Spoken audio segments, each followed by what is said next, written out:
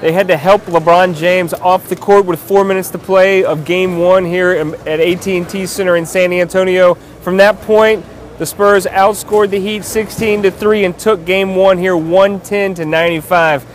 I'm Joseph Goodman. This is Greg Cote. Greg, what were you trying to do to stay cool in this building? Oh, man. You know, when you've covered sports as long as I have, you begin to think that you've seen everything. But tonight was different. No air conditioning. It was, the eggs were frying while still inside the chicken tonight here in the arena.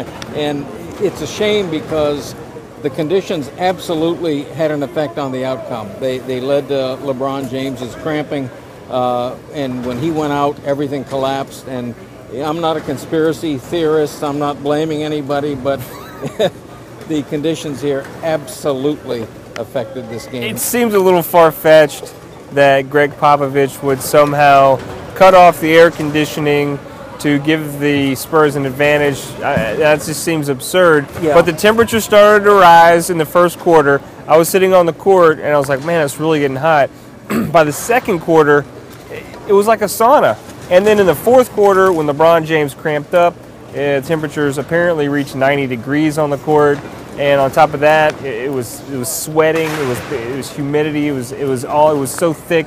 Fans were using their hand clappers as folded up like fans throughout the entire game. LeBron's finished with 25 points, but like I said, with 4 minutes to go, the Heat were outscored 16-3, and that was the difference in the game. Three-pointers were also a big factor. It just seems like the Heat can't find an answer for Danny Green. Yeah, there were a lot of reasons the Heat lost, and getting away from the heat and humidity for a minute.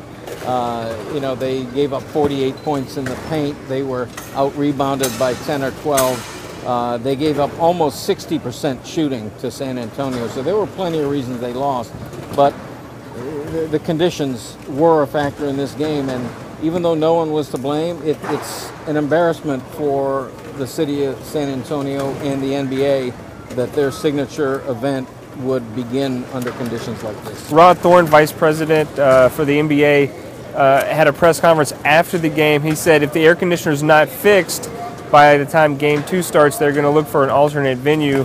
I fully expect the air conditioner to be fixed by Game 2. That would be shocking if we had to go somewhere else for Game 2 of the NBA Finals. That would be, played at Podunk High School over here or something. I don't know. You have to think the air conditioning is going to be fixed. I mean, they do have a couple of days, and now we were all complaining about the 2-day break between games, but LeBron needs that 2 days now. I assume that they would move it to the Alamo Dome. Is that what it's called, downtown? I would think they would, yeah. I know that's where they play the Final Four. I don't think they play the Final Four here.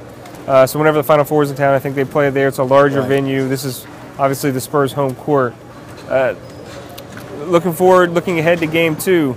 The Heat always makes an adjustment. They're going to have to win on the road at some point in this series. To steal a game in Game 2 would be vital.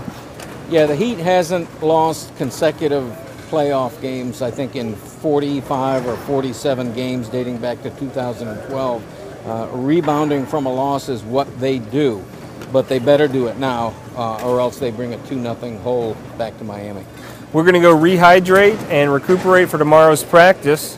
For Greg Cote, I'm Joseph Goodman of the Miami Herald.